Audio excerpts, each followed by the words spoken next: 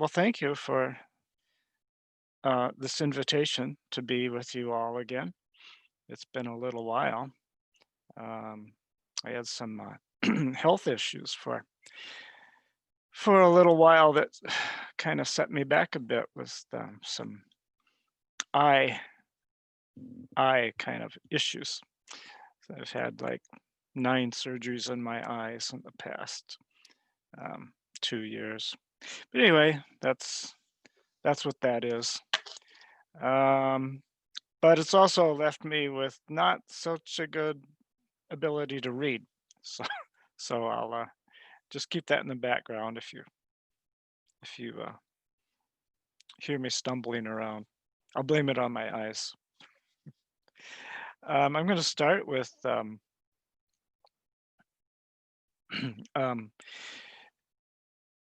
presenting a case from the Blue Cliff Records. It's case number 14, and it's a very short case. It says a disciple of the Zen teacher Yu Men approached him when Yu Men was very close to the end of his life.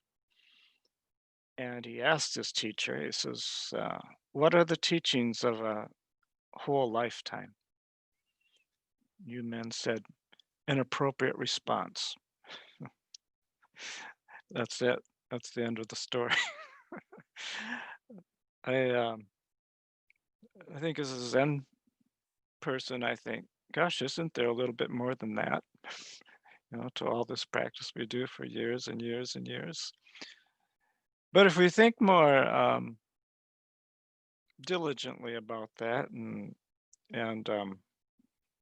probe it a little more, it's really quite a profound uh, statement just to make an appropriate response. I think I can say we're all aware that in the past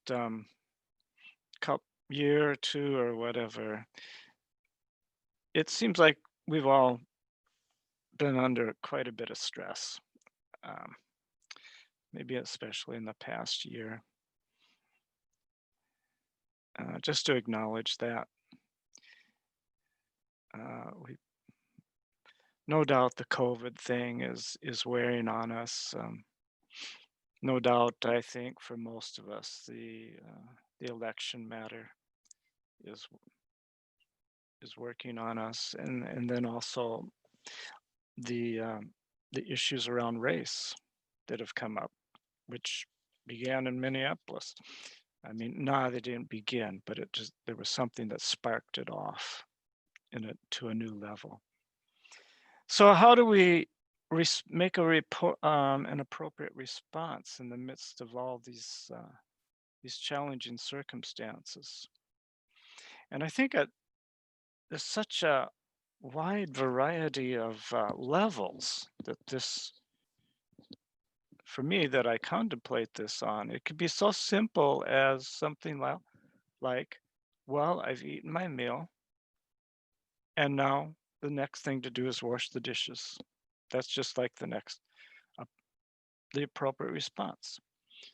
Or it's could be at Hokyoji, okay, the grass has gotten to a certain level, now we have to mow it. It's like so it can be so mundane like that. Other things are like, okay, it's time to change the water in the flowers or clean the incense bowl. But sometimes it's really hard to just attend to those minute little details where we need to respond to. Um, and even beyond those more simple and mundane activities, there's another level where we could say, what about when we're in a difficult conversation with someone about a difficult topic? How do we respond appropriately without becoming reactionary or without trying to defend ourselves. Just open ourselves up and just listen to this person, even if they have very different ideas or opinions than we have. It's really quite a challenge to make an appropriate response through all conditions through our whole lives.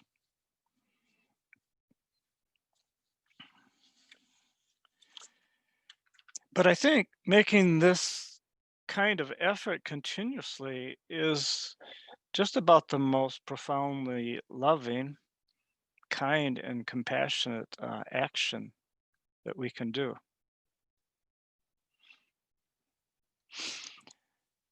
And even more so, we won't be able to do it all of the time. We'll become confused, agitated, reactful, reactionary, and we'll make a unskillful, unhelpful, or hurtful response to somebody or something. So then what's the appropriate response? Then I think it comes down, well, how do we authentically apologize if we've done so? Make amends, continue onward without becoming self-absorbed with ourselves or our own imperfections. Making an appropriate response doesn't mean that we never become angry or frustrated or confused. But it might mean that when we are overwhelmed with these challenging emotions, that the appropriate response would be to take a little time out, settle down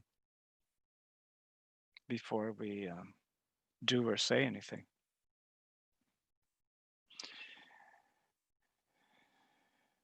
So we might think, our time that we're living in right now is a very challenging time, and it is.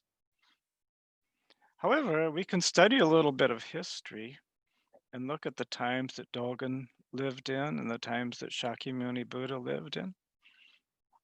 And they could have been just or more tumultuous than the times we're living in.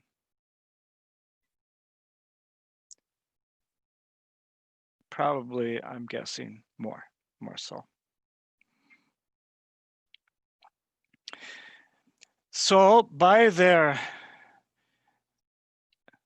I'm going to call their faith, in that both of them believe there's a way we can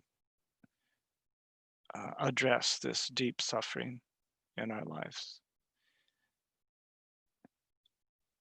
And their doubt, because we're saying, in a sense, there's faith, or I know it's there, and yet why am I not experiencing it? So it's basically a combination of this faith and doubt and determination to resolve the doubt. So that's what our practice is, I believe. We have to do that under all circumstances, every situation we encounter. It doesn't always mean that we always have to be really nice, but we do need to find the way to respond appropriately.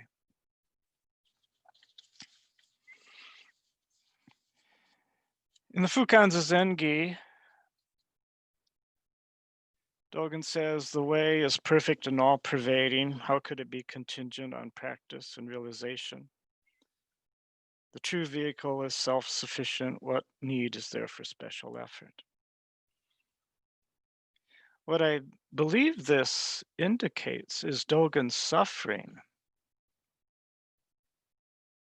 And he and if you know the Fukan Zengi, he starts out with he says a statement and then he asks a question. And he does that 4 times. And the first is the way is perfect and all pervading. Okay, how could it be contingent? If it's perfect and all pervading, how could it be contingent on practice and realization? So there's a statement of faith and then there's a statement of doubt. And that's his opening paragraph. So I do believe that's kind of his kind of suffering that he's experiencing, that he's sharing with us. It's the same as Shakyamuni Buddha when he says if we're born into this world as a human being, we're going to experience suffering, suffering, or not at easeness. That's just the way it is. That if we're a human being born into this world, we're going to have trouble and difficulty. There's no escape.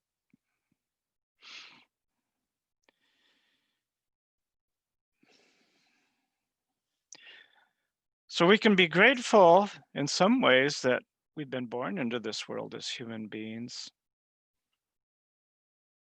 And yet there's other ways that because of it, we're going to be challenged than a lot of other species that are in the world or in the universe. And I think the main reason is because human beings, we have self-consciousness. We have a consciousness of self. And just because of that consciousness, it sets of self, we see a self and an other. Our teacher, Dainin Katagiri, Steve, Norm, and I, and probably others in your Sangha, although I can't see all your names right now, but I know there's a few others of you, said that human consciousness itself is already human suffering, is already suffering.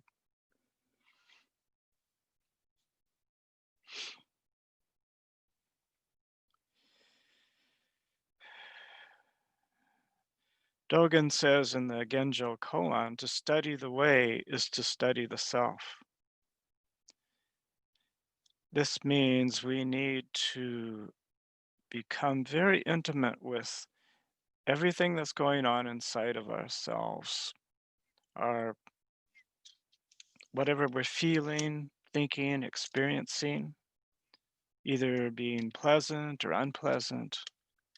We have to become very aware of what's happening.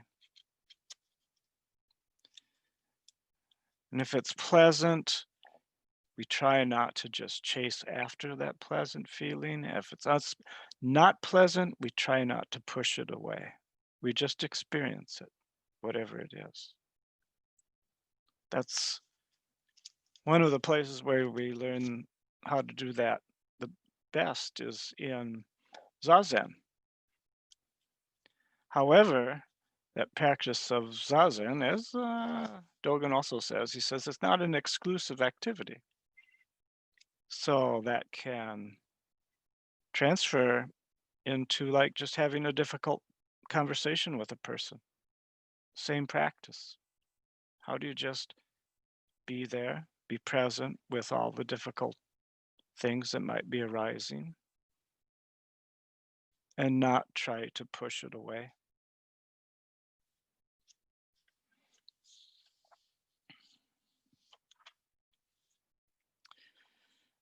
In the Nikayas, there's a passage which, okay, Kakachupama Sutta, number 21 in the Majjhima Nikaya, is also known as the simile of the saw.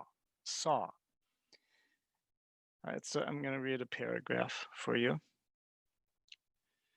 Bhikkhus, bhikkhus means monks. Bhikkhuni, bhikkhu's a male monk. Bhikkhuni is a female. none.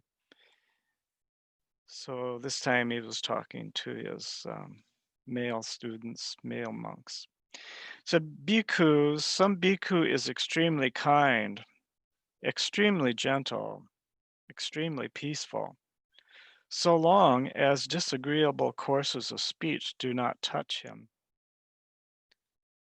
But is but it is when disagreeable courses of speech touch him that it can be understood whether that bhikkhu is really kind, gentle, and peaceful. I do not call a bhikkhu easy to admonish, who is easy to admonish and makes himself easy to admonish only for the sake of getting robes, alms food, a resting place, and medicinal requisites. Why is that? Because that bhikkhu is not easy to admonish, nor makes himself easy to admonish when he gets no robes, alms food, resting place, and medicinal requisites. But when a bhikkhu is easy to admonish and makes himself easy to admonish because he honors, respects, and reveres the Dharma, then I call him easy to admonish. Therefore, bhikkhus, you should train thus. We shall be easy to admonish and make ourselves easy to admonish because we honor, respect, and revere the Dharma. That is how you should train, bhikkhus. One reason why I really appreciate reading the Kayas is because they're so basic. A lot of it is just so basic. I didn't start reading them till after maybe I'd practiced with Katagiri Roshi for 10, 12 years or so. And in Zen, you just don't find this kind of, at least I haven't found this kind of just basic human stuff where even in Buddha's time, he had monks that were hard to get along with. For me, that's quite inspiring because you might have this idea that, oh, in Buddha's time, everything was really different or really kind of perfect. But I don't think so.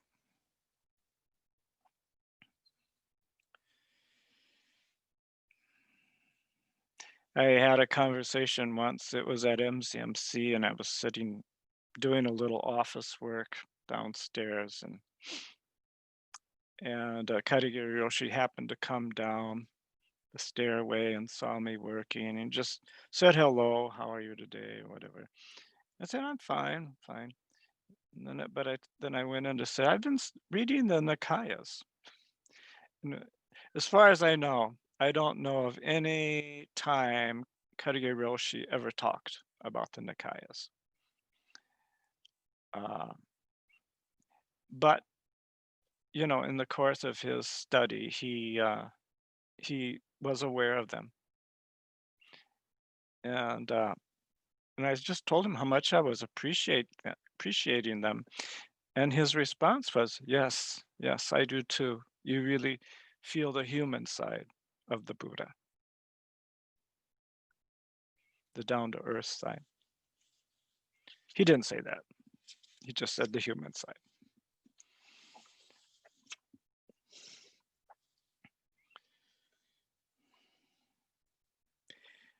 Here's another short sutta I'd like to talk about briefly. It's called Right Speech.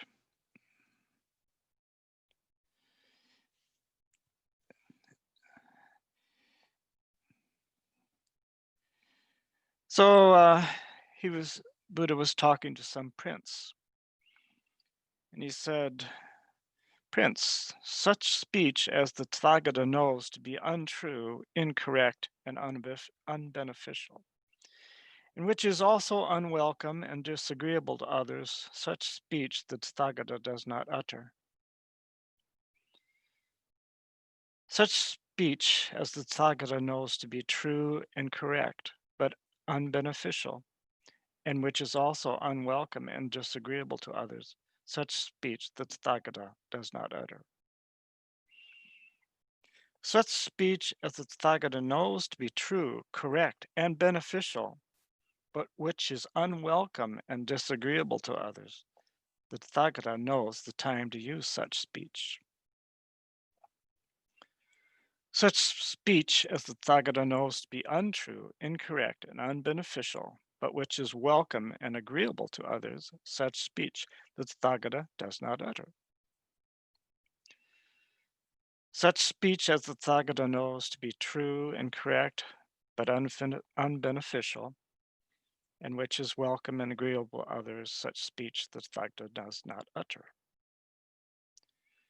Such speech as the Tathagata knows to be true, correct, and beneficial, and which is welcome and agreeable to others, the Tathagata knows the time to use such speech. Why is that? Because the Tathagata has compassion for beings. Again, this is quite a practical piece of advice for us. And I think in our current climate, and I just want to go back and look at two of these scenarios in a little more depth.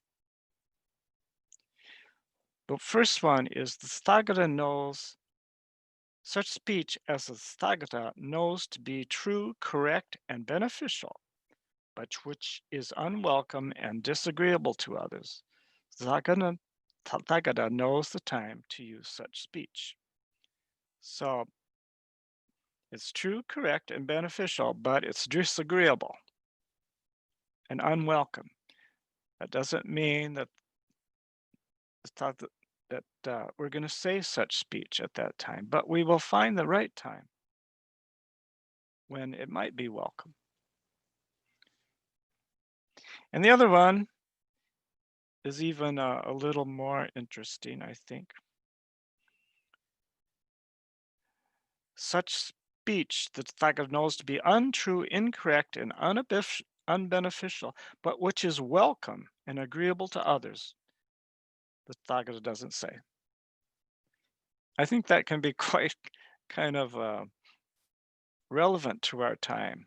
It's like it's not true, it's not correct, but people are going to love it if we say it anyway. But we don't say those things.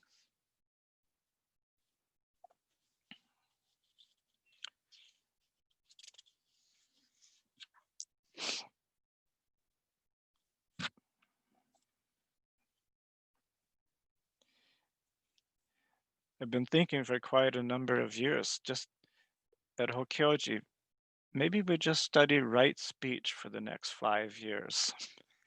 Just how do we actually talk with each other in the most respectful way that's humanly possible? Why would I think such a thing? Because sometimes I'm not criticizing anyone at Hokyoji, but sometimes our board meetings get a little tense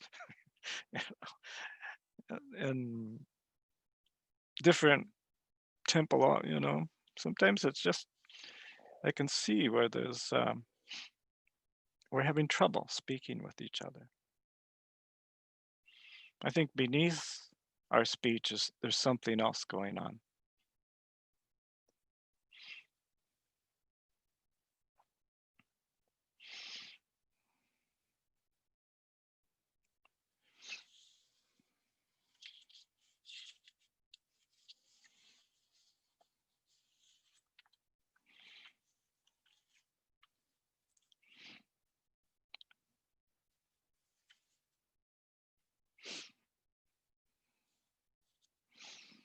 The Fukan Zazengi Dogen says, therefore put aside intellectual practice investigating words, chasing phrases, and learn to take the backward step that turns the light and shines it inward. Body and mind of themselves will drop away, and your original face will manifest. If you want to realize such, get to work on such presently. So this line that says take the backward step I think is quite key to our practice in Zen Buddhism. because usually it's our inclination to take the forward step. We want to get moving forward, accomplishing things, make some progress. And I don't know, this is just occurring to me. I'm thinking, and and become a winner. you know, that's kind of like just pushing, our effort to like come out like ahead. So this is like goes against the stream, and this is also something the Buddha you can find in the Nikayas, that when we do this practice that we're doing, we're actually going against the current. There's a kind of a current in our subliminal consciousness. It's just taking us on a course, kind of our conditioned course. And the practice of Zazen is to go back against that current and just stop it. So it's not easy work.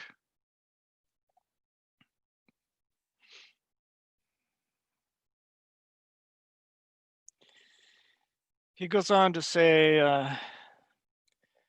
put aside all involvements and suspend all affairs. This is doing Zazen. Do not think good or bad.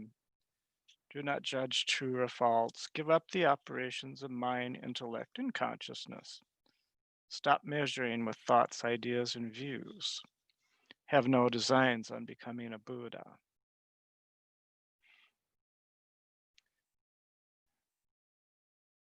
So I always think, I think there's some translation that says something like, just give up all involvements and suspend all affairs, something like that.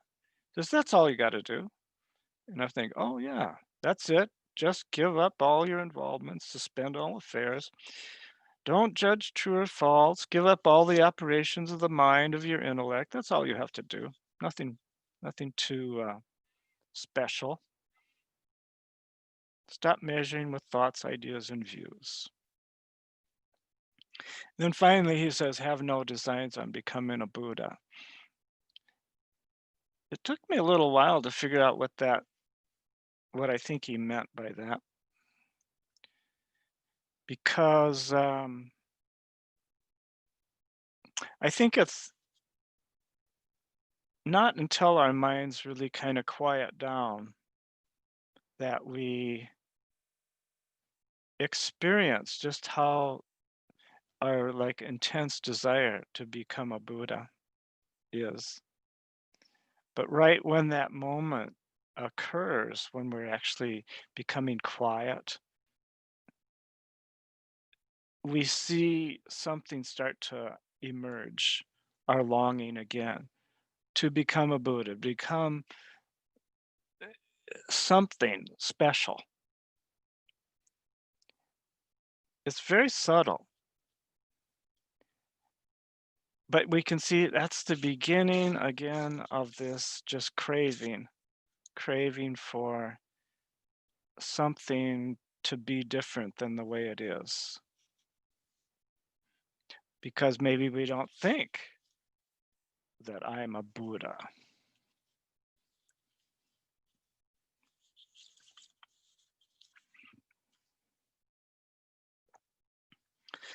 Well, I'm just going to make a couple more comments because I think this is like the practice that we have to do in Zazen.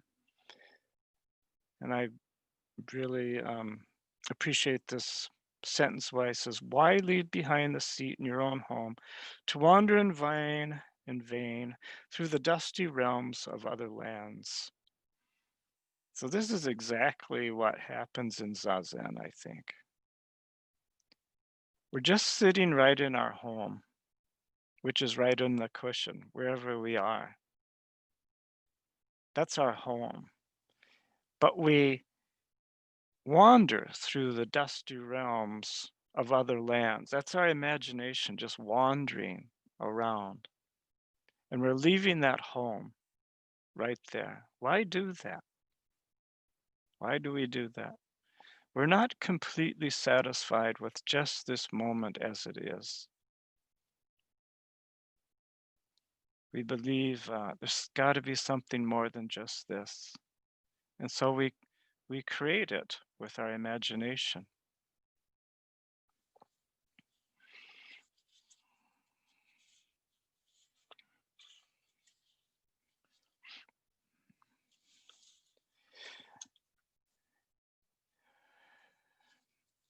At Hokyoji, in the past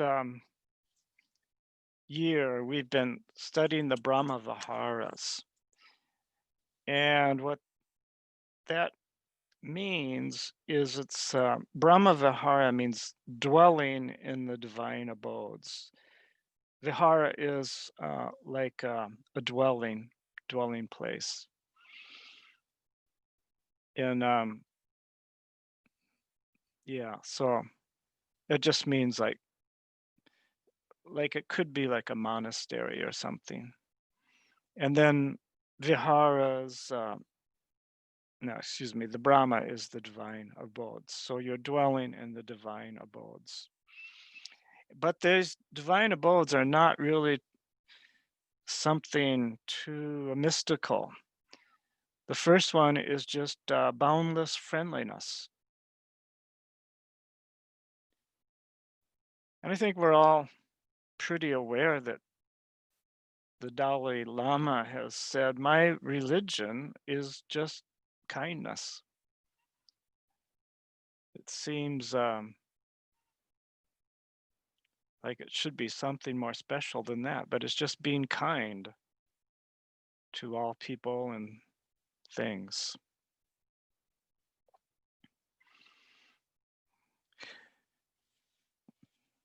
Again, it's like how do we be kind to people when our circumstances aren't um, we're meeting up against challenging circumstances, whatever they might be. And so there's just four of these Brahma Viharas. The other is compassion. So just having compassion for others. And the other is another one is appreciative joy. For a lot of my Zen practice years, I don't know that I was really happy practicing Zen. It seemed like I was getting tortured day in and day out. And but I stuck with it. But in my later years, I'm kind of asking myself, if I'm not getting happier and more joyful in this practice, maybe I'm not doing something quite right. And maybe there's got to be make an adjustment. The Buddha said the more we practice do this practice, the more joyful we're going to feel.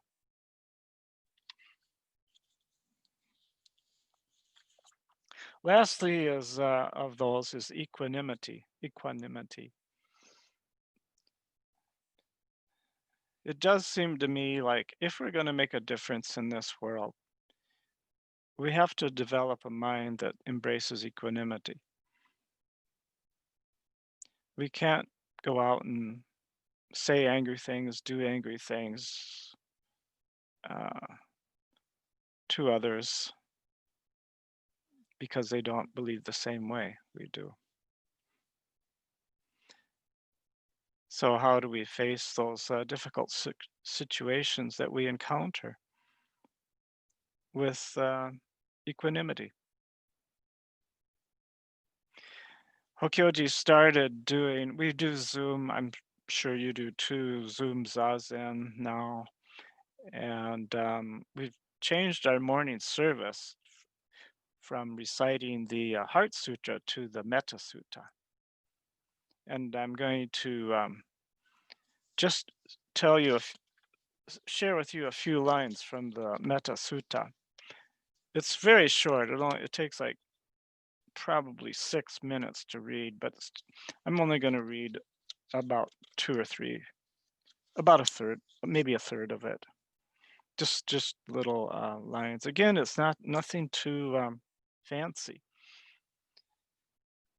So it starts out this way. It says, to reach the state of peace, one skilled should be easy to speak to and straightforward, of gentle nature and not proud, contented and easily supported, living lightly and having few duties, not arrogant and without greed for supporters. One should reflect in this way. Whatever living beings there may be, whether weak or strong, tall, large, medium or short, small or big, seen or unseen, near or distant, born or to be born, may they without exception all be happy minded. Let no one despise another or deceive anyone anywhere. Let no one through anger or hatred wish for another's suffering. In all, cultivate a boundless heart in all directions, without obstruction, without hate, and without ill will. Standing or walking, sitting or lying down, whenever one is awake, may one stay with this recollection. This is called the best and most sublime way of dwelling in this world.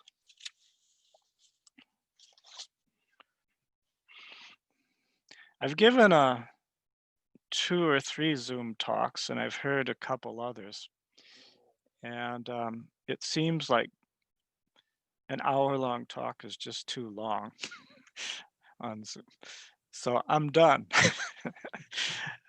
But I invite any kind of comments or questions, rebuttal that you might have.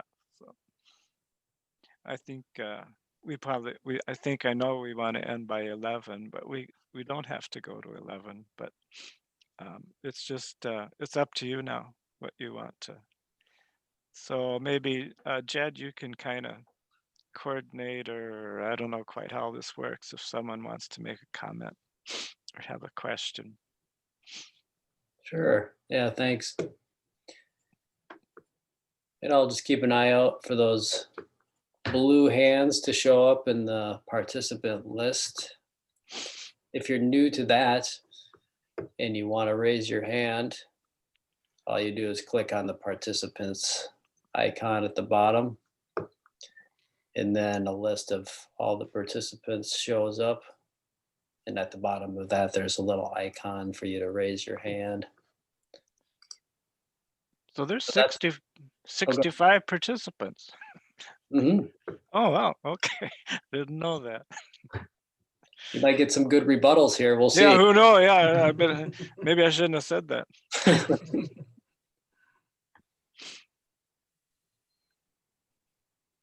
Go ahead, Jeff. You have the floor. Good morning. Well, thank you for your talk. Just one comment. When you said the thing about how we often, even when we start to calm, find ourselves, wanting to be something other than we are. I have noticed that about myself lately. How much I'm pressing, and I'm not really pressing for anything in particular. I'll even be out for a walk and I'll find all of a sudden that I'm pressing about what I'm going to do after I go for the walk and how I'm going to organize the day and what's going to happen and how I have to make these things happen, even though I'm in the middle of a pandemic shutdown and there's not a whole lot going on. So I don't know. I guess this is just a comment. Your talk, that part of your talk, helped me to think about that a little more and reflect on this whole notion of trying to press to get to something you're not right now. Mm-hmm. I experienced that in Zazen, particularly when more likely after like sitting in a like a retreat for 2 or 3 days or something like that, or or a little longer, where actually the mind actually starts to calm down a bit, you know, where I can, and then I can see so clearly how this, I call it craving. I like the word craving. How it's just this, like it's not, my mind's not content, embodied, just to be there in that place where there's not much going on, you know, which seems like what is really quite, it's quite a wonderful feeling, actually. When your mind settles down and you're just sitting there and not much is coming up, you know, and but it's like you're still become dissatisfied with it, and well, the way for me to experience as dissatisfaction is this: oh boy, maybe I'm getting close to enlightenment. So, something like, because it feels like so energetic. But that that very thought of enlightenment is like it's like that's imagining something that you're gonna get that you don't have. So it's that's how subtle the mind works. That it can't, it's very difficult for it to just rest right where it is with what it has in this moment, this very moment. This very moment is perfectly, well, as Dogen says, perfect and all pervading. So, but it's hard for us to settle there. Okay, thank you all. Thank you.